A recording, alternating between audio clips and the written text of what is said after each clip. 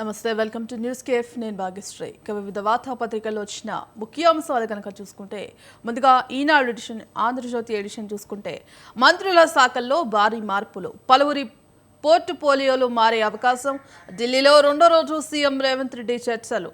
ఇక రాహుల్, మల్లికార్జున ఖర్గే, కేసీ వేణుగోపాల్తో భేటీ, సునీల్ కొనుగోలుతోనూ సుదీర్ఘంగా సమావేశం, అధిష్టానం పిలుపుతో హుటాహుట్టిన ఢిల్లీకి ఉత్తమ్. ఎస్సీ వర్గీకరణ కులగణనపై రాష్ట్రంలో 2 బహిరంగ సభలు నిర్వహించాలని టీపీసీసీ నిర్ణయం, రాహుల్ గాంధీ, ఖర్గేను ఆహ్వానించిన రేవంత్ రెడ్డి. కాళేశ్వరాన్ని ఎప్పుడు ఆమోదించారు? మంత్రివర్గ ఉపసంఘం ఎప్పుడు ఏర్పాటైంది? సబ్ కమిటీకి బ్యారేజీలకు సంబంధం ఉందా? మాజీ సీఎం కేసీఆర్ను ప్రశ్నించనున్న కమిషన్. రకరకాల వాంగ్మూలాల నేపథ్యంలో పక్కా ఆధారాలతో ప్రశ్నించాలని నిర్ణయం. నేడు విచారణకు హాజరు కానున్న కేసీఆర్ ఆయన ఏం చెబుతారన్న దానిపై ఉత్కంఠ. ఫామ్ హౌస్లో మరోసారి హరీష్తో సుదీర్ఘ చర్చ. బీఆర్కే భవన్కు భారీగా బీఆర్ఎస్ శ్రేణులు, కేసీఆర్కు మద్దతుగా కవిత అనుచరులు కూడా. నేడు మళ్లీ ప్రభాకర్ రావు విచారణ, సెల్ ఫోన్లు అప్పగించాలని సిట్ ఆదేశం. నాంపల్లి కోర్టుకు హాజరైన ప్రభాకర్ రావు. రాజు యువ వికాసం మరింత జాప్యం, దరఖాస్తులు ప్రస్తుతానికి నిలుపుదల, కలెక్టర్లకు సర్కార్ మౌఖిక ఆదేశాలు. రాష్ట్ర వ్యాప్తంగా 16.23 లక్షల దరఖాస్తులు, లక్షలోపు యూనిట్లు తక్కువగా ఇవ్వాలని ప్రభుత్వ యోచన. దరఖాస్తుదారుల అనాసక్తి, 3 నుంచి 4 లక్షల యూనిట్లకు 79% దరఖాస్తులు. సిబిల్ ఉంటేనే లక్ష పైన రుణం. కొత్త మార్గదర్శకాలపై సర్కార్ కసరత్తు. ఈ ప్రక్రియ పూర్తికి ఆగస్టు దాకా సమయం. సమాచార హక్కు అప్పీళ్లపై రేపటి నుంచి విచారణ, కార్యకలాపాలు ప్రారంభించనున్న కొత్త ప్రధాన కమిషనర్లు. 2 ఏళ్ల తర్వాత పూర్తి స్థాయిలో పనిచేయనున్న సమాచార కమిషన్. 20,000కు పైగా దరఖాస్తులు పెండింగ్, వేగంగా పరిష్కరించాలని నిర్ణయం. హాజరు కాని సమాచార అధికారులపై చర్యలకు యోచన.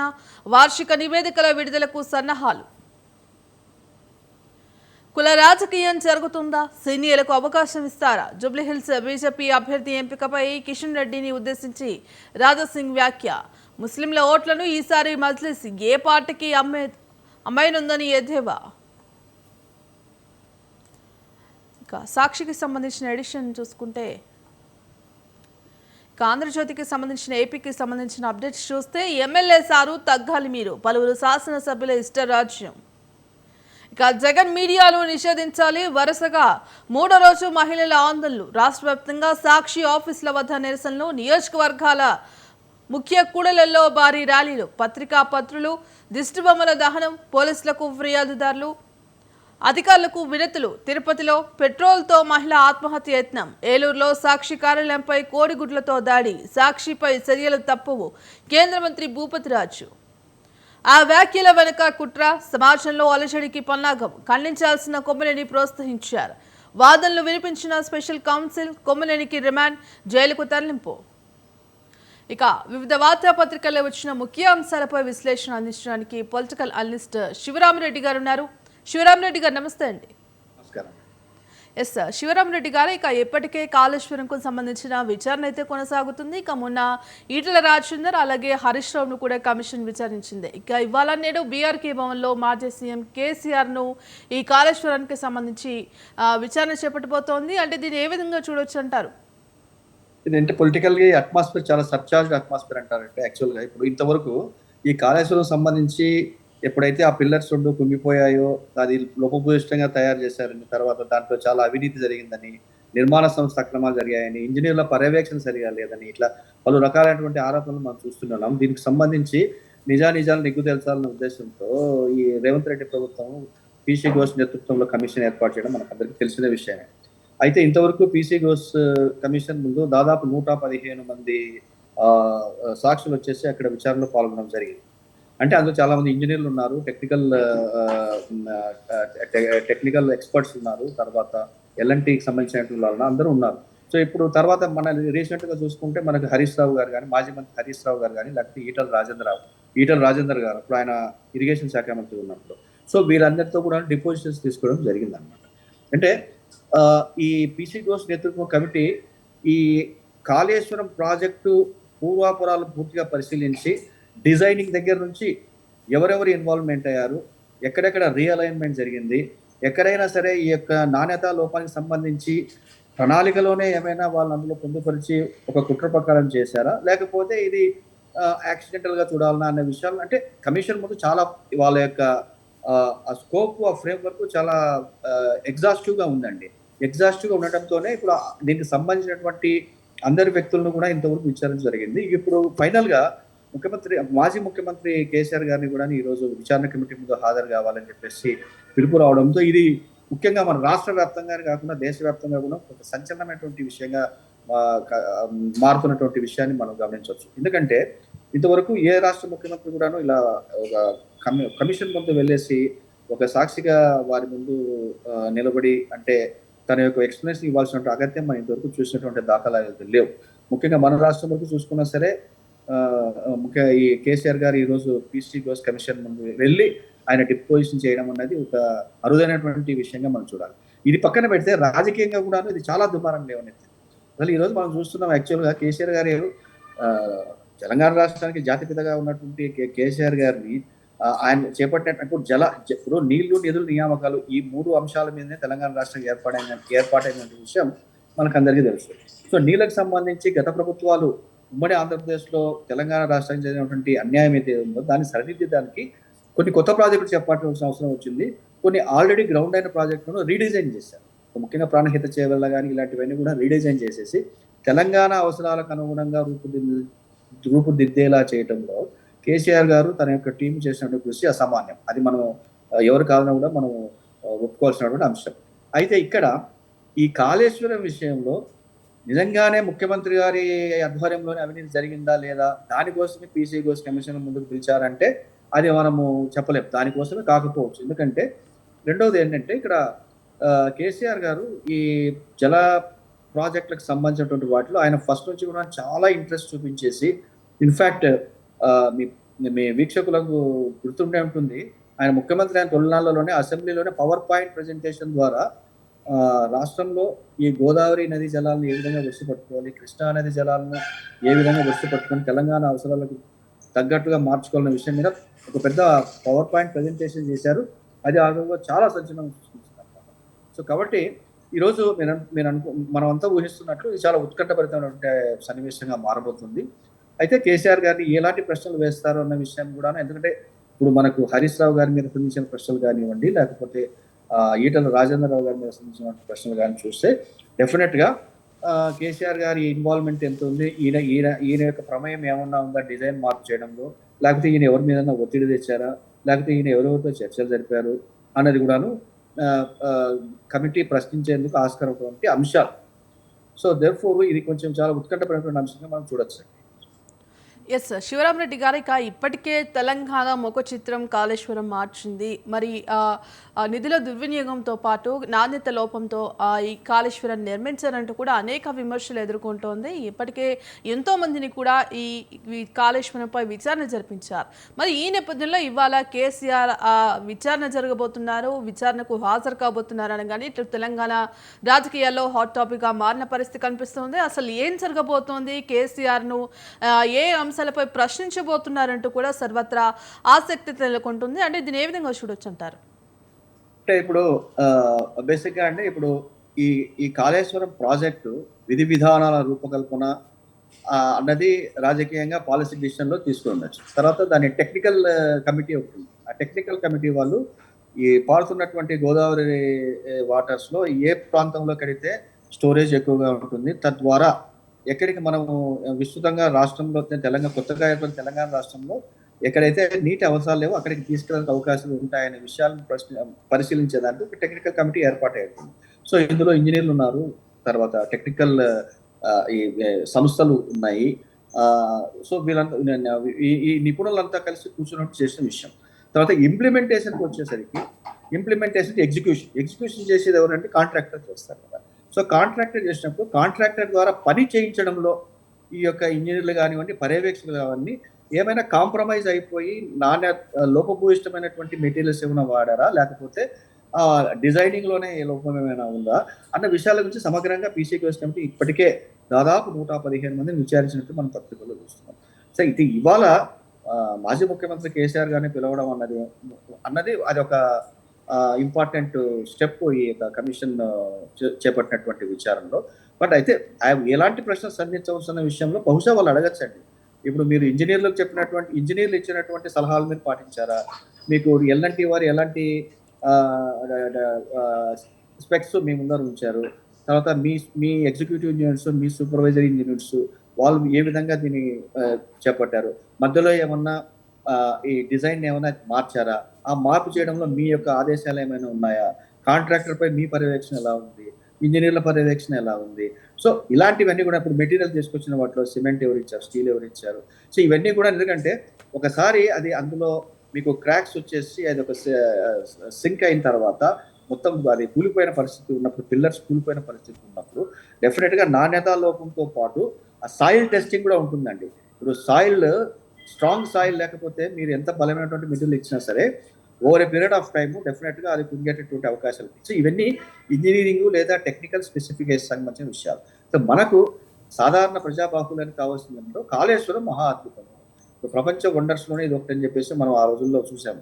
దీని గురించి కూడాను డిస్కవరీ ఛానల్ తర్వాత అంతర్జాతీయ ఛానల్లో కూడాను ఆ రోజు బాగా దీని గురించి ప్రపంచవ్యాప్తంగా కూడాను మంచి ప్రశంస రావడం మనం చూసాము. సో డెఫినెట్లీ ఇప్పుడు ఈ కాళేశ్వరం వలన నిజంగానే అంత నష్టం జరిగిందా, లేకపోతే కాళేశ్వరం అసలే లాభం లేదా అంటే అది పూర్తిగా మనం దాన్ని ఏకీభవించదు. ఎందుకంటే కాళేశ్వరం వచ్చిన తర్వాత మనకు కోదాడ ఉందనుకోండి. ఇప్పుడు కోదాడకి అసలు గోదావరి జలాలను మనం ఊహించలేం కదా, మరి కోదాడ దాకా నీళ్ళు తీసుకెళ్లారు. సో అలాగే ఇప్పుడు శ్రీరామ్ సాగర్లో పూడికతీత అన్నది ఎప్పటి నుంచో ఉన్నటువంటి అంశం అది. మరి శ్రీరామ్ సాగర్లో పూడికతీత తీసి శ్రీరామ్ సాగర్లో నీటిని నిల్వ చేసుకుంటే ఆ అవకాశము ఆ యొక్క ఆపర్చునిటీ కూడా మనకు ఈ కాళేశ్వరం ప్రాజెక్ట్ ద్వారా వచ్చింది కదా. సో ఇలా చూసుకుంటే ఇప్పుడు వేములవాడ వరకు రాజన్న పాదాలను గోదావరి జలాలు తాకుతాయని మనం ఊహించలేదు. ఇవన్నీ కూడాను కాళేశ్వరం ప్రాజెక్టు అంటే తెలంగాణ రాష్ట్ర అవసరాలకు సంబంధించి తెలంగాణ రాష్ట్ర ఏర్పాటే నీళ్లు నిధుల నియామకం మీద ఏర్పడింది కాబట్టి ఈ జల సిరులను ఒడిసిపట్టి ప్రజాబాహులను అందజేయడంలో కేసీఆర్ గారు చేసినటువంటి ఆ యొక్క ప్రయత్నం ఏదైతే ఉందో అది మనం తప్పుపట్టాం. కానీ దాని ఇంప్లిమెంటేషన్ చేయడంలోనో లేకపోతే దాన్ని ఇంప్లిమెంటేషన్ చేయడంలో వచ్చినటువంటి ప్రాబ్లమ్స్ ఏమైనా ఉంటే బహుశా దాని ప్రాబ్లమ్స్ ఏ విధంగా మనం ఓవర్కమ్ చేయాలి, దానికి కావాల్సిన సొల్యూషన్ మాత్రం చూడాలి. కానీ పాలసీలో విధానపరమైన లోపాలను మనం చూడలేమన్నది నా అభిప్రాయం. ఎస్ శివరామ్ రెడ్డి గారి మరో అంశం చూసుకుంటే ఇప్పటికే అమరావతి ప్రజలపై ఏదైతే మహిళలపై చేసిన వ్యాఖ్యలు ఇటు ఏపీ రాజకీయాల్లో తీవ్ర దుమారం రేపుతోంది. వరుసగా 3 రోజుల నుంచి కూడా మహిళలు ఆ నిరసనలు ఆందోళన అయితే చేస్తున్నారు. ఇక జగన్ మీడియాను నిషేధించాలి, సేవ్ ఉమెన్ సేవ్ ఆంధ్ర పేరుతో కూడా ఇటు రాష్ట్ర వ్యాప్తంగా నిరసనలు అయితే వ్యక్తమవుతున్న పరిస్థితి కనిపిస్తోంది. దీన్ని ఏ విధంగా చూడొచ్చుంటారు? అంటే మన పత్రికలో వస్తున్న వార్తల ఆధారంగా మనం విశ్లేషించే అంశం ఏమిటంటే అండి, ఇప్పుడు ఇందులో ఉన్నటువంటి ఇన్సిడెంట్ ఏమిటి? ఒక టీవీ షోలో ఒక కాలర్ వచ్చేసి ఒక అంశం మీద తన యొక్క అభిప్రాయాన్ని వ్యక్తం చేశారు. సరే, ఆ అభిప్రాయం ప్రజల మనోభావాలు దెబ్బతీసిందా లేదా అని డెఫినెట్గా పక్కన పెడితే మనకు రాజ్యాంగం ప్రసాదించిన వాక్ స్వాతంత్రం అన్నది ఉంటుంది. డెఫినెట్గా మీరు చేసినటువంటి వ్యాఖ్యలు సమాజంలో అశాంతిని రేకెత్తించి ప్రజల మనోభావాలు దెబ్బతీస్తే డెఫినెట్గా దానికి సంబంధించినంత వరకు ఆ చెప్పిన వ్యక్తి కానీ వీరు కానీ క్షమాపణ చెప్పడమా లేకపోతే కన్నా చట్టం తీసుకున్నటువంటి చర్యలు ఏమైనా ఉంటే దానికి లోబడి ఉండాలి. ఇప్పుడు freedom of speech does not imply that you have got unbounded freedom. మీరు నోటుకొచ్చింది ఏది పెడితే అని మాట్లాడాలి కాదు. అయితే ఇక్కడ ఈ సాక్షి మీడియా విషయంలో చూసుకుంటే ఇది కొంచెము అవుట్ ఆఫ్ ప్రపోర్షన్ బ్లో చేసినట్టు అనిపిస్తా ఉన్నాను. ఇప్పుడు గతంలో కూడాను ఇలాంటి వ్యాఖ్యలు టీవీ చర్చా కార్యక్రమాలు రాలేదంటే గోల్డెన్ సార్లు వచ్చాయి. మీకు గుర్తుండే ఉంటుందండి, ఇదే మేబీ ఒక 5-6 సంవత్సరాల క్రితం అనుకుంటాను నాకు తెలిసి, ఇదే ఒక టీవీ ఛానల్లో ఒక యాంకర్ గారు సినిమా నటీమణుల గురించి చేసినటువంటి ఒక అసభ్యకరమైన వ్యాఖ్య ఏదైతే అది ఆ రోజుల్లో ఇప్పుడు ఈ సాక్షి మీడియా చేసిన ఈ కామెంట్ కావడం చాలా పెద్ద దుమారమే లేపింది. అప్పుడు తర్వాత వారు క్షమాపణలు చెప్పారు, అదంతా అయిపోయింది.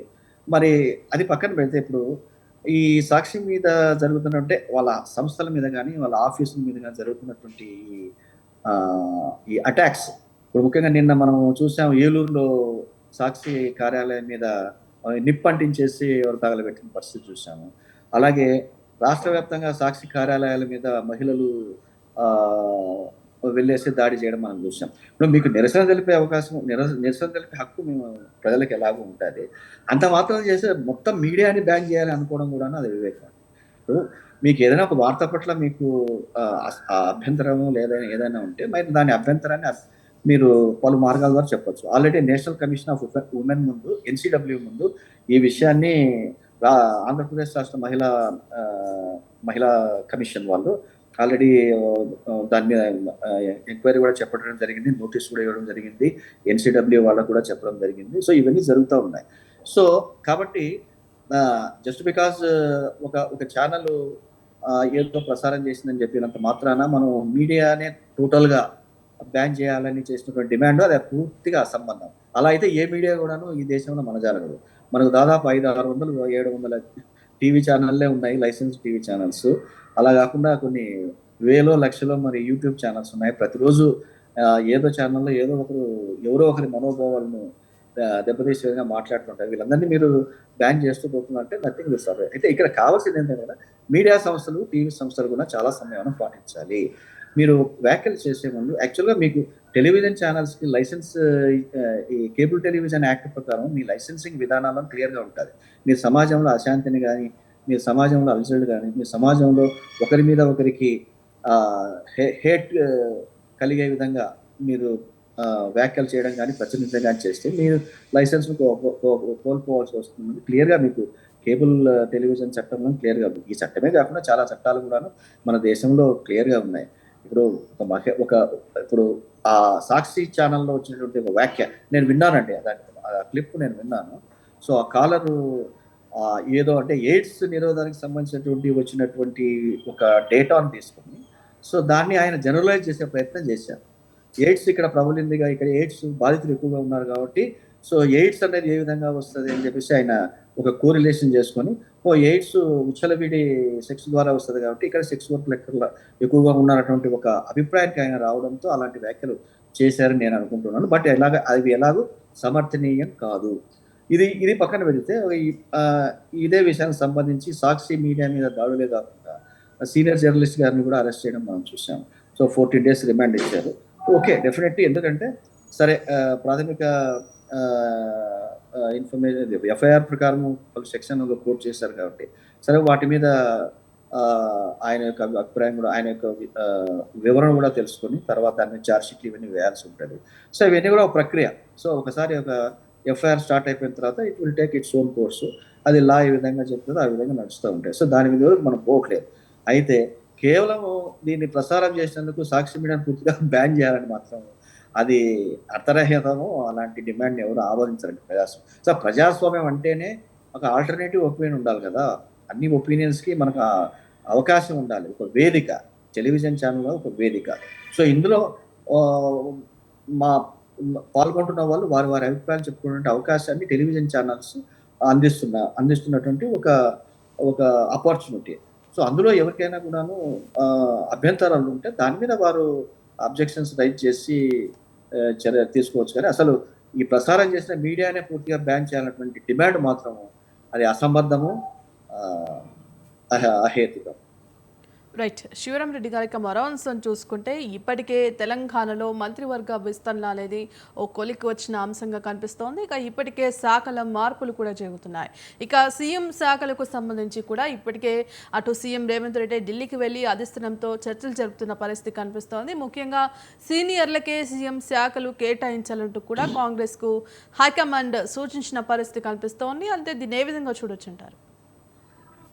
ఇప్పుడు ఒక ముఖ్యమంత్రి అంటే ఏ రాష్ట్ర ముఖ్యమంత్రి అయినా కూడా ఆయనకు ఆ క్యాబినెట్ కూర్పు అన్నది ఆ ముఖ్యమంత్రి గారి ప్రెరోగేటివ్. అంటే ఆయన తన క్యాబినెట్లో ఎవరెవరికి వారి సామర్థ్యాలను బట్టి ఎవరెవరికి ఏ శాఖలు కేటాయించాలి, ఏం చేయాలన్నది ఆ ముఖ్యమంత్రి గారికి ఉన్నటువంటి ఒక ప్రెరోగేటివ్, ఆయనకు ఉన్నటువంటి ఒక విశిష్టమైనటువంటి ఒక హక్కు. అయితే కాంగ్రెస్ పార్టీ విషయంలో మాత్రము ఏ ముఖ్యమంత్రి కూడా పూర్తిగా తన తన అభిప్రాయం కాదు కానీ తన యొక్క ఇష్టాలు పూర్తిగా నెరవేర్చుకునే అవకాశం మనకు కనిపించదు. ఎందుకంటే కాంగ్రెస్ పార్టీలో మనం చూస్తున్నాను, సీమ చిట్టుకుమన్నా ఇదన్నా సరే మీరు ఢిల్లీకి వెళ్ళాలి, ఢిల్లీలో వాళ్ళు చెప్పింది మీరు వినాలి, అక్కడి నుంచి వచ్చేసి ఇక్కడ ఇంప్లిమెంట్ చేయాలి. అదే మనకు ప్రాంతీయ పార్టీలకి జాతీయ పార్టీలో ఉన్నట్టు తేడా. ఇప్పుడు గతంలో మనం 10 సంవత్సరాల పాటు టీఆర్ఎస్ పాలనలో ఇక్కడ చూసాం మనం. ఎక్కడ కూడా అన్నీ కూడా మన హైదరాబాద్‌లోనే ఇక్కడ స్థానికంగా నిర్ణయాలు తీసుకునేవాళ్ళు. స్థానికంగానే ఇమ్మీడియేట్‌గా దాని మీద పరిష్కార మార్గాలు కూడా ఆహ్, ఆహ్, చూసుకొని దాన్ని ఆ విధంగా వాళ్ళు ట్యాకిల్ చేసిన విషయాన్ని చూసాం. కాంగ్రెస్ పార్టీ వచ్చిన తర్వాత ఇది జాతీయ పార్టీ కాబట్టి వీళ్ళ అధిష్టానమేమో ఢిల్లీ అక్బర్ రోడ్ నెంబర్ 24 అక్బర్ రోడ్‌లో ఉంటది ఢిల్లీలో. సో, వీళ్ళు ప్రతిదానికి ఎక్కడికి వెళ్తూనే ఉంటారు. అక్కడ వాళ్ళు చెప్పిన దాన్ని వినేసి ఇక్కడికొచ్చి ఇంప్లిమెంట్ చేస్తుంటారు. ఇది ప్రజలకు కూడాను చాలా కొంచెం ఇదనిపిస్తదండి. మనం ఇక్కడ ఓట్లేసాము. మనం ఇక్కడ ప్రభుత్వాన్ని ఎన్నుకున్నాము. ఇక్కడి ప్రభుత్వాలు ఇక్కడ నిర్ణయాలు తీసుకోకుండా ఢిల్లీ వారి అభిప్రాయాన్ని కలుపుతున్నారు ఒకటుంది. సరే ఆ యొక్క అంశాన్ని మనం పక్కన పెడితే డెఫినిట్‌గా అండి ఇప్పుడు ఆశావహులు కాంగ్రెస్ పార్టీలో ఎక్కువ. సో, నిన్న మొన్న కాంగ్రెస్ పార్టీ వారు ఈ AICC general secretaries, vice presidents అని చెప్పేసి ఒక పెద్ద జాబితానిచ్చారు. ఒక జంబో జాబితా. ఏదైనా పార్టీకి మనము ఉంటారు ఒక 5 మంది, 6 మంది లేదా 10 మంది మాక్సిమం అనుకోండి జనరల్ సెక్రటరీలు, వైస్ ప్రెసిడెంట్‌లు. ఈ ఏకంగా 50, 60, 70 మందిని ఒక కొండవీటి చాంతాడంత లిస్టు ఈ మధ్య వాళ్ళు వేశారు. అంటే ఆ పార్టీ యొక్క విధానం ఏమిటంటే గనక అందరిని అంటే అందరి నాయకత్వాన్ని, అందరి లీడర్‌షిప్‌ను సమర్థించాలి. అందరికీ అవకాశాలు ఇవ్వాలి. ఎంతమంది ఉంటే ఆ విధంగా. రెండోదేంటంటే సామాజిక న్యాయం కోసం. అంటే సమాజంలో ఎన్ని వర్గాలు ఉంటాయో, ఎన్ని తరగతులు ఉంటాయో, ప్రతి తరగతికి చెందిన వారికి ఎస్సీలు, ఎస్టీలు, బీసీలు, ఓబీసీలు రకరకాలుగా మనకున్నటువంటి మన సమాజంలో ఉన్నటువంటి పలు కులాల వారికి, పలు వర్గాల వారికి కూడాను ప్రాతినిధ్యం ఇచ్చేసి అందరినీ కలుపుకొని ఒక ఇంక్లూజివ్ టీమ్ లాగా తయారని చెప్పేసి అందరికీ వాళ్ళు అవకాశం ఇస్తున్నారు. ఇది కూడా మనం ఆహ్వానించదగ్గ విషయం, మెచ్చుకోదగ్గ విషయం. అయితే ఇక్కడ శాఖల విషయానికి వచ్చేసరికి ఇప్పుడు మనకు ఇటీవల జరిగినటువంటి మంత్రివర్గ విస్తరణలు ఏదైతే ఉందో 3 కొత్త మంత్రులు రావడం జరిగింది. మనకు జి. వివేక్ గారు కానివ్వండి, వాకిటి శ్రీహరి గారు కానివ్వండి, లేకపోతే లక్ష్మణ్ కుమార్ గారు. సో, వీళ్ళు కొత్తగా వచ్చారు కాబట్టి వీళ్ళకి శాఖలు కేటాయించాలి. వీళ్ళందరూ కూడా ఇందులో హేమీలే ఉన్నారు. రాజకీయంగా, ఆర్థికంగా పలుకుబడ్డారు. జి. వివేక్ గారు అంటే పెద్ద పెద్ద సంస్థలు ఆయన నడిపిస్తున్నారు. ఎప్పటి నుంచో కాంగ్రెస్ ఫ్యామిలీ. తర్వాత వాళ్ళ ఫాదర్ కూడాను ఏఐసీసీకి చేసినటువంటి సేవలు చాలా ఎక్కువగా ఉన్నాయి కాబట్టి వారికి స్వతహాగానే ఢిల్లీలో చాలా పెద్ద పలుకుబడి ఇవన్నీ కూడా ఉంటాయి. సో, మిగతా వారికి కూడాను వారి కులాలు లేకపోతే గనక వాళ్ళ యొక్క వర్గీకరణ లేకపోతే గనక వాళ్ళ యొక్క స్టేటస్‌ని బట్టేసి వాళ్ళు కూడా ప్రయత్నాలు చేయడం మొదలుపెట్టారు. అయితే ఇప్పుడు మన రేవంత్ క్యాబినెట్ మనం చూసుకుంటే ఇక్కడ తెలంగాణ విషయానికి వచ్చినప్పుడు కొందరు సీనియర్ మంత్రుల దగ్గర కొన్ని ఎక్కువ శాఖలు ఉన్నాయి. అంటే 2 కంటే మించి 2 లేదా అంతకంటే మించిన శాఖలు ఉన్నటువంటి సీనియర్లు ఒక 2, 3 ఉన్నారు. అలాగే రేవంత్ రెడ్డి గారి దగ్గర కూడా కొన్ని శాఖలు పెట్టుకోవడం జరిగింది. సో, బేసిక్‌గా ఇప్పుడు కొత్త వారికి శాఖలను అందించాలి అంటే మరి డెఫినిట్‌గా క్యాబినెట్‌ని కొంచెం డిస్టర్బ్ చేయాల్సిన అవసరం ఉంటది. కొన్ని శాఖలను ఇటు అటు షఫుల్ చేసి, జంబుల్ చేసి కొత్త వారికి అవకాశం ఇవ్వాల్సి ఉంటది. ఇప్పుడు కొత్తగా మంత్రివర్గంలోకి వచ్చినటువంటి జి. వివేక్ గారి విషయాన్ని చూసుకుంటే ఆయనకు మరి సాదాసీదా మంత్రి పదవి ఇస్తే మరి ఆయన ఒప్పుకునే పరిస్థితి లేదు. సో, డెఫినిట్‌గా ఆయన ఒక ఇంపార్టెంట్ శాఖనే కేటాయించాల్సి వస్తది. అలాగే మిగతా వారికి కూడాను. సో, దేర్‌ఫోర్ డెఫినిట్‌గా ఇది ఒక కత్తి మీద సాము లాంటిదండి. చూడాలి రేపు మరి ఢిల్లీలో నిన్న 2 రోజుల నుంచి మరి ఈ రోజు కూడా ఉంటే 2 రోజుల నుంచి మన ముఖ్యమంత్రి గారు అక్కడే ఉంటున్నారు. మరి ఎలాంటి రిజల్ట్స్ అక్కడి నుంచి వస్తాయో చూడాలి. వచ్చిన తర్వాత కూడా డెఫినిట్‌గా కొంచెం కొద్ది రోజులు ఇక్కడ కలకలం జరిగేటువంటి అవకాశం కనిపిస్తుంది. ఆల్రెడీ చాలా మంది అసంతృప్తులు ఉన్నారు. ఇప్పుడు ప్రేమ్ సాగర్ కావండి, లేకపోతే మల్రెడ్డి రంగారెడ్డి గారు కావండి, లేకపోతే కోమటిరెడ్డి బ్రదర్స్ కానివ్వండి, ఇలా చాలా అసంతృప్తులు ఉన్నారు. మరి అందరినీ pleasing all people at all times అంటే అది మరి కొంచెం కాని పని.